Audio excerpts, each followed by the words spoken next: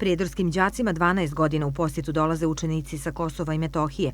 Ostvarena su prijateljstva, ali postala je tradicija da djeca sa Kosova i Metohije posjete svaki kraj Srpske. Da sva ta djeca koja nam dođu, da naše porodice iz Republike Srpske, znači učenici i roditelji ostaju u kontaktu i sa tim porodicama. Više od 90 škola Srpske učestvovalo je u humanitarnoj akciji. Zajedno sa humanitarnim brojem 1412 koji smo također pokrenuli, i sva sredstva koja prikupimo usmjerena su za dječje paketiće za srpsku djecu na Kosovu i Metohiji, što smo podijelili više od 3000 paketića.